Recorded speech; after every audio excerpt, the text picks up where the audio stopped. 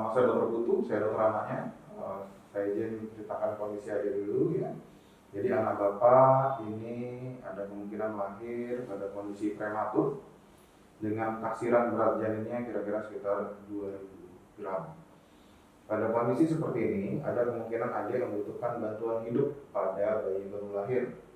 Nanti kita akan lakukan bantuan hidup, kemudian kita akan, jika diperlukan, akan kita lakukan ventilasi tekanan positif, kita pompa napasnya, bahkan kalau saya perlu kita akan melakukan pijat jantung dan pemasangan selang untuk membantu bernafas atau endotracheal tube.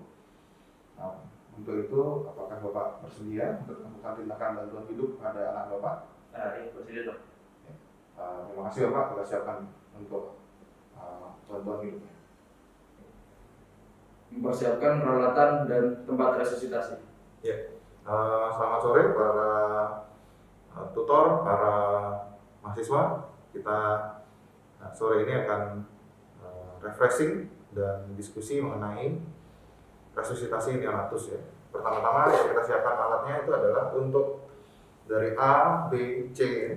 Untuk RW, di sini kita menyiapkan pertama suction dan kanul suctionnya serta mesin suction yang berfungsi. Nanti ini kita akan suction dari mulut dulu, kemudian di hidung ya. Kemudian ada bulb suction ya. Nanti sama juga fungsinya di mulut kemudian di hidung. Kemudian untuk kita siapkan juga laryngoskop jika diperlukan nanti untuk melakukan tindakan intubasi ya. Nanti dipilih blade yang sesuai ukurannya dengan bayi. Untuk yang prematur kita gunakan yang 00. Kemudian di sini ada ETT ya, yang sesuai dengan ukurannya ya. Ada di sini 3 dan 3,5 ya. Ada juga yang 2,5. Kemudian di sini ada ambu bagnya ya. Pada kondisi yang lebih ideal kita menggunakan neopuff atau tapi di sini kita menggunakan bright valve mask ya. Untuk FiO2-nya pada kondisi tidak terhubung dengan oksigen dan tidak ada reservoir, ini kira-kira sekitar 21% sama dengan udara ruang. Ketika kita connect dengan oksigen sekitar 5-10 liter per menit dan kemudian kita hubungkan tanpa reservoir, FiO2-nya kira-kira sekitar 35-40%. Kemudian jika ditambah dengan reservoir yang menyediakan oksigen dengan ketika kita pompa, kan nanti ada pada balon mengembang sendiri waktu reinflating dia ada ngambil dari sini dari reservoirnya. Nah di sini dia dapat kira-kira sekitar 80 sampai 100% bisa. Kemudian untuk pada BBLC dan cukup bulan ya, itu kira-kira pada yang cukup bulan kita gunakan yang 21% ya. Kalau pada yang kurang dari 35 minggu kita bisa gunakan yang sekitar 35-40% ya. Itu balon mengembang sendiri dengan oksigen terhubung tapi tanpa reservoir O2-nya ya. Kemudian kita pilih juga tentu saja sungkup yang tepat ya untuk bayi prematur ya. Kemudian katupnya jangan lupa harus dalam kondisi terbuka ya. Kita uji ya. Ya, ini untuk safety cap-nya untuk biar post inspiratory pressure-nya itu tidak terlalu tinggi ya. Jadi di sini ada safety valve-nya. Dilakukan cuci tangan 6 langkah. Setelah melakukan cuci tangan 6 langkah, kita menggunakan handskun ya. Di sini diharapkan menggunakan handskun yang steril ya.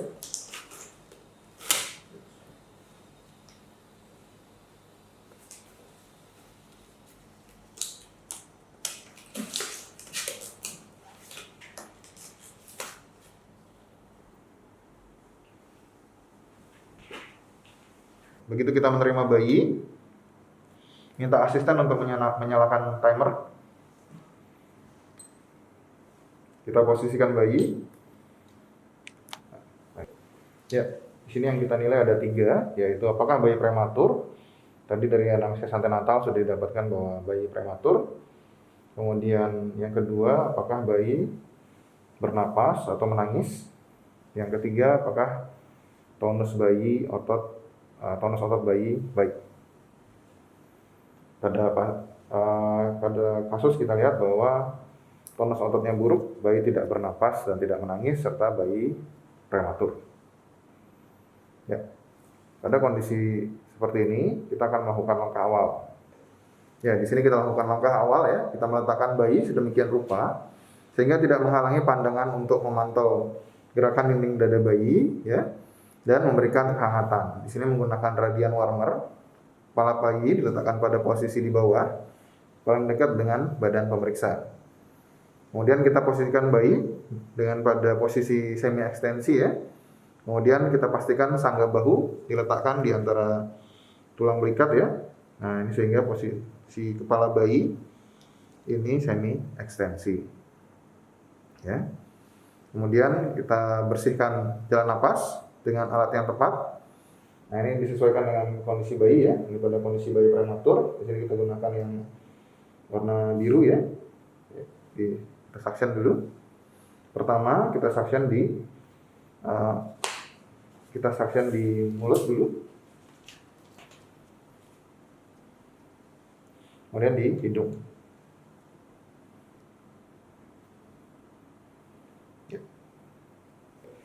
Alternatifnya jika kita tidak tersedia suction, kita bisa menggunakan tube suction ya. Di mulut dulu.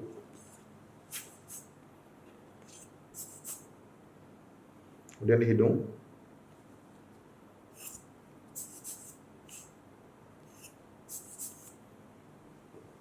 Ya. Di sini kita keringkan bayi ya. Dari kepala. Dibantu oleh asisten ya. Di sini kita sambil merangsang taktil ya. Merangsang taktil ada salah satu caranya di punggung, diusap seperti ini ya. Kemudian kita ganti. Nah, ada juga yang dirangsang taktilnya di telapak kaki ya.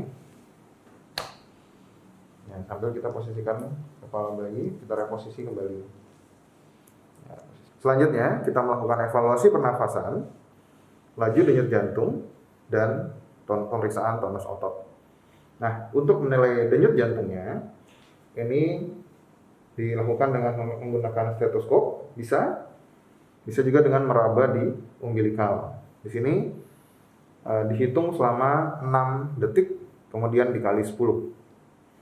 Asisten saya akan mengetuk sebanyak 6 detik, sambil saya sebagai penolong utama mendengarkan denyut jantungnya.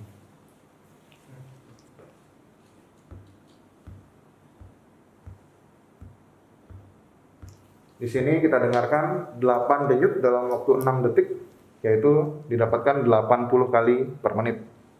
Di sini kita pasang saturasi pulse oximeter di tangan kanan ya, di tangan kanan di preduktal ya. Kemudian di sini kita pilih sungkup yang tepat untuk bayi prematur. Kemudian untuk FiO2-nya ini kita gunakan sekitar 35-40% ya. Jadi dia menggunakan oksigen, tapi di sini tidak ada reservoirnya, sehingga jika balon mengembang sendiri, nanti ada mix yang diserap dari udara dan dari oksigennya. Ya, di sini kita lakukan ventilasi tekan positif. Ya, kita pilih sungkupnya, posisinya tepat ya. Ya, di sini kita posisi sungkup ya. Mulut dan hidung itu tertutup ya. Ada posisi jarinya di sini ada C dan I ya, seperti ini. Iklannya di sini ya. Di ramus mandibulanya.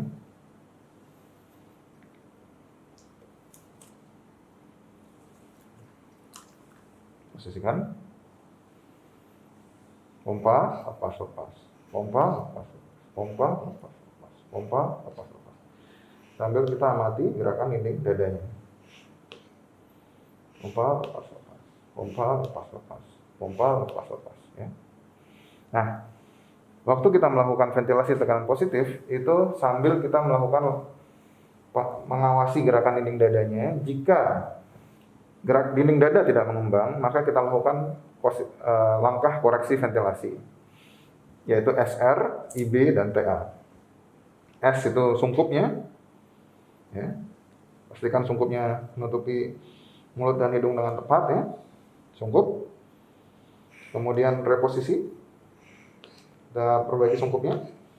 Oh, ternyata dinding dada tidak mengembang, maka kita reposisi, ya.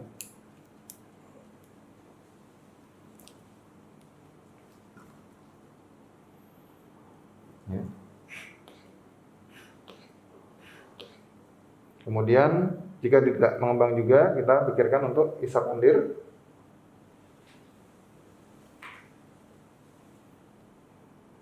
Di mulut dan di hidung.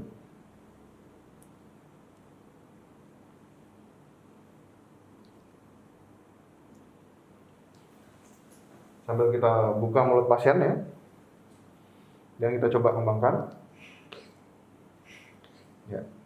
Ternyata belum mengembang juga, maka kita pikirkan untuk menambah tekanan. Nah, A-nya itu kita pikirkan alternatif airway, ya. Jika sudah melakukan langkah-langkah ventilasi tersebut dan dinding dada tidak juga mengembang, maka kita pikirkan untuk melakukan intubasi, ya. Ya. Di sini kita lakukan intubasi, ya, dengan tangan kiri. Kita cari masuk dari sisi mulut sebelah kanan, kita singkirkan lidahnya, kemudian kita masuk cari untuk epiglottisnya, ya. Di sini sudah kita temukan. Ya, di sini kita bisa lihat rima glottisnya, ya. Kemudian ini kita masukkan endotracheal tube-nya. Untuk yang berat badan 2 kg, ini kita perlu ETT nomor 3 atau 3,5 dengan kedalaman kira-kira 7 sampai dengan 8 cm di ad-libsnya. Kemudian masuk ETT yang ukurannya sesuai, ya. Di sini masuk. Kemudian kita tarik stiletnya, ya. Kemudian kita kembangkan.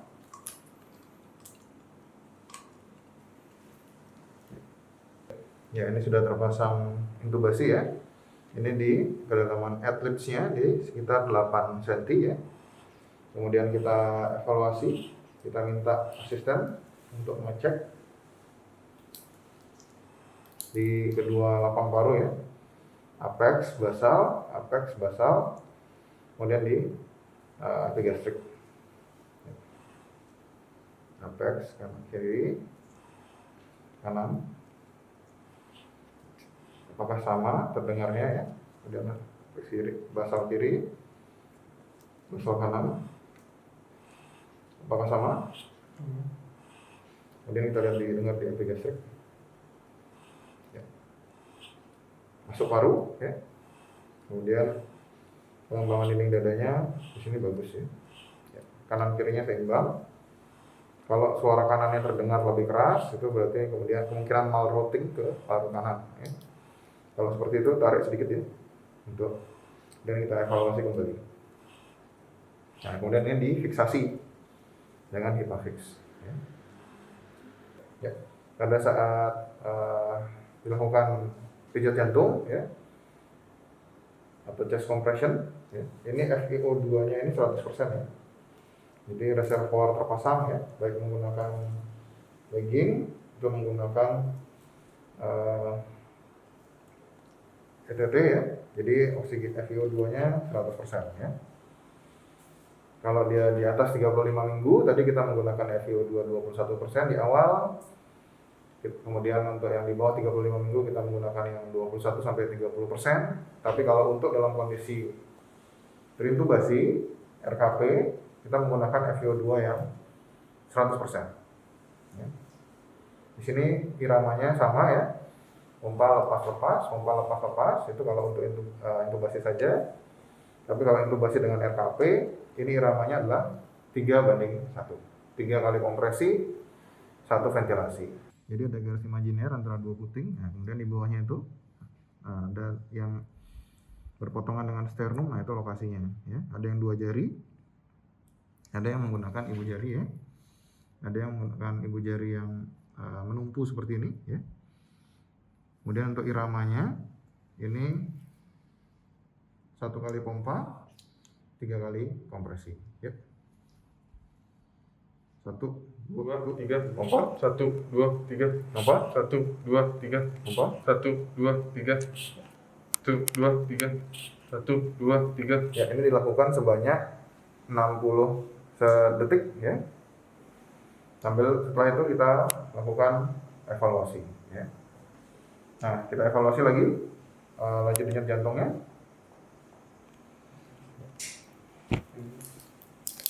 Saya evaluasi kembali lanjut denyut jantungnya. Di sini masih didapatkan di bawah 40 ya. Nah, pada kondisi seperti ini, pada kondisi di mana kita sudah melakukan ventilasi tekanan positif, ventilasi tekanan positif tapi tidak berhasil, kemudian ventilasi tekanan positif disertai dengan pijat jantung juga tidak berhasil, dan sudah dilakukan intubasi juga, ya, kita bisa berikan epinefrin ya. Epinefrin itu ada yang bisa diberikan lewat umbilical vein, ada yang dan bisa juga diberikan lewat endotracheal tube ya. Jadi untuk epinefrin murni ini dilarutkan dengan NS dengan perbandingan 1:10 ya.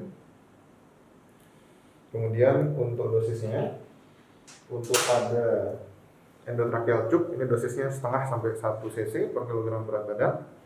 Jadi pada kondisi berat badan 2 kg di sini kita gunakan 1 cc ya.